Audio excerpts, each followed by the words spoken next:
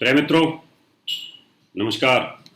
आज मैं आपको जानकारी देने वाला हूं, बहुत बड़ी जानकारी देने वाला हूं और बहुत बड़ा बदलाव होने वाला है सितंबर के अंदर। सितंबर का महीना बहुत कुछ चेंज करेगा, बहुत सारे रिकॉर्ड तोड़ेगा। सितंबर के महीने में कई ग्रहों का राशि परिवर्तन, बकरी से मार्गी होना और बहुत ही पॉजिटिव स्थिति की तरफ जा रहा है। जैसे पहले हमने बहुत पहले भविष्यवाणी करी थी कि अगस्त से इम्प्रूवमेंट आना शुरू होगा कोरोना के मामले में, और 29 सितंबर के बाद काफ़ी इम्प्रूवमेंट आ जाएगा। तो 12 अगस्त को इसकी वैक्सीन आ गई है और धीरे धीरे जैसे कि मृत्यु दर रेशियो है वो बहुत घट के कम होता जा रहा है। अब ये मृत्यु दर रेशियो क्यों कम हो गया, आखिर ये हमारी भविष्यवाणी क्यों सच हुई, उसके पीछे का कारण है कि अंतरिक्ष के अंदर ग्रहों में पावर आ जाना और उसका पृथ्वी लोक के ऊपर लाभ मिलना और धीरे धीरे कोरोना वायरस की वीकनेस होते चले जाना। और ऐसे ही धीरे धीरे आगे भी होने वाला है और 29 सितंबर के बाद बहुत कुछ अच्छा हो जाएगा, इसलिए कोई तनाव और टेंशन की जरूरत नहीं है। तो हम आज आपको जानकारी देंगे कि राहु का मिथुन राशि से निकल करके और वृष राशि में जाना। राहु हमेशा और केतु हमेशा उल्टे चलते हैं, बकरी चलते हैं, क्योंकि छाया हमेशा उल्टी दिखाई देती है। तो यहाँ अगर देखा जाए तो वृष राशि इसकी स्वराशि मानी जाती है और मिथुन राशि उच्च मानी जाती है, क्योंकि ये उल्टा चलता है। अब मिथुन ऊपर है तो वहां से उल्टा चलेगा तो नीचे ही आएगा।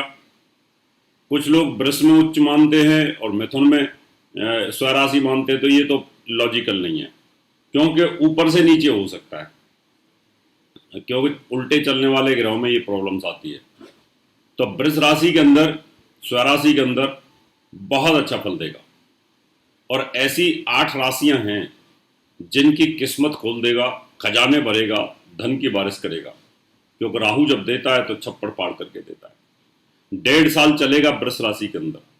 23 सितंबर को इसका राशि परिवर्तन हो जाएगा और पूरे 1.5 साल फिर रिकॉर्ड तोड़ता रहेगा, क्योंकि अच्छा फल करता है। लेकिन बीच बीच में इसके साथ कुछ ग्रहों की युतियां होंगी, तो जो इसकी युति में आएगा, जो इसके चपेटे में आएगा, उसको तो नुकसान भोगना ही पड़ेगा।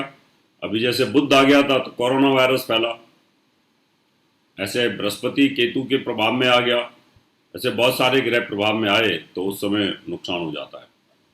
तो आज मैं आपको जानकारी देने वाला हूँ उन 8 राशियों की कि जो बहुत ज़बरदस्त लाभ की तरफ जाएंगी, उनको खजाने भरने के योग बनते हैं, और पूरे 1.5 साल के अंदर राहु क्या क्या रिकॉर्ड तोड़ेगा वो बताऊंगा।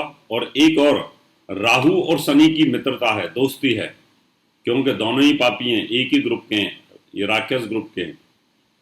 तो ये जो दोस्ती है भाग्य वृद्धि का योग बनाएगी, और अभी से आपको अपनी प्लानिंग करनी है कि अगले 1.5 साल में हमें क्या क्या काम करना चाहिए, कौन कौन सी राशि को क्या क्या काम करना चाहिए, वो मैं सारी जानकारी आपको देने वाला हूँ। आपसे निवेदन करूंगा मेरा यूट्यूब चैनल सब्सक्राइब करें, नोटिफिकेशन बेल को दबाएं, वीडियो को शेयर करें और लाइक करें। चलिए शुरुआत करते हैं, मेष राशि से ही शुरुआत करेंगे। मेष राशि वालों के लिए राहु दूसरे भाव में भ्रमण करेगा, स्वराशि में धन के स्थान पर। तो आपके खजाने तो भरेंगे, आपके लिए तो धन वर्षा होने वाली है। और यहां पर स्टार्टिंग में सितंबर में ही मंगल और गुरु का नवपंचम योग और राहु और शनि का नवपंचम योग बनेगा। नवपंचम योग भाग्य वृद्धि का योग बनाता है, यानी राहु की दृष्टि शनि पर आती है और शनि से राहु 5वें स्थान पर है। तो ये कह सकते हैं कि ये नवपंचम योग धन के लिए बड़ा अच्छा है और राजयोग कारक भी है। तो आप बहुत भाग्यशाली हैं। वृष राशि वालों के लिए राहु आपकी राशि में रहेगा, मानसिक तनाव थोड़ा सा रहेगा वृष राशि वालों के लिए, क्योंकि ये जिस राशि में भ्रमण करता है उसमें इनसिक्योरिटी पैदा करता है, मन में डिलेमा पैदा करता है, तनाव पैदा कर देता है। लेकिन इसकी दृष्टि 5वीं कन्या राशि पर है तो अचानक धन की प्राप्ति, और फिर मित्र शनि के ऊपर है, धार्मिकता भी लेके आएगा। राहु बहुत अच्छा ज्योतिषी भी बना देता है, और जब धार्मिक बनाता है तो बहुत अच्छा संत और वैराग्य भी बना देता है, लेकिन मैरिज लाइफ में थोड़ी सी डिस्टर्बेंस पैदा कर देगा। मिथुन राशि में 12वें भाव में रहेगा तो यहां थोड़ा सा अच्छा नहीं है, ये पुलिस केस मुकदमे में उलझा देगा कहीं ना कहीं, आपको तो बचाव करने की जरूरत होगी। कर्क राशि वालों के लिए लाभ स्थान पर भ्रमण करेगा और यहां बलवान हो जाता है, ये पावर मिलती है, गोचर में बलवान होता है।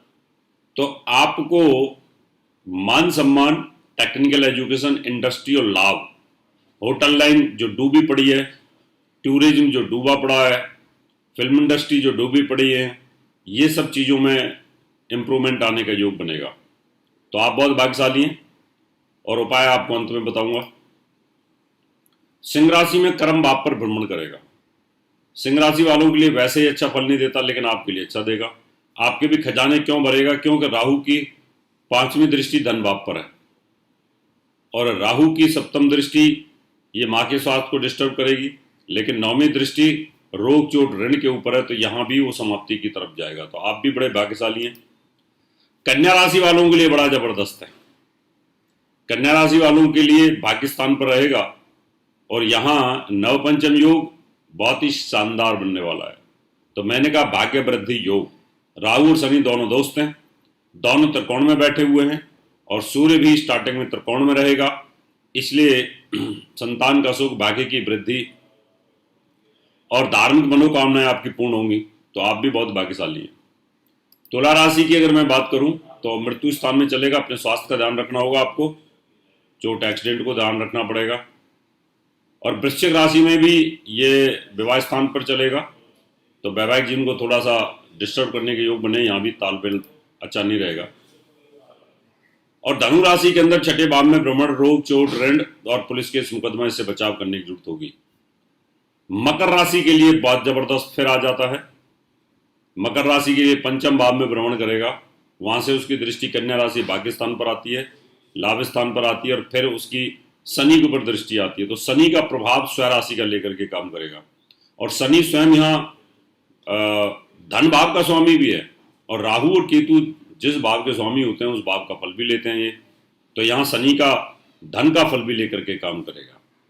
अब हम कुंभ राशि की बात करें तो चौथे भाव में रहेगा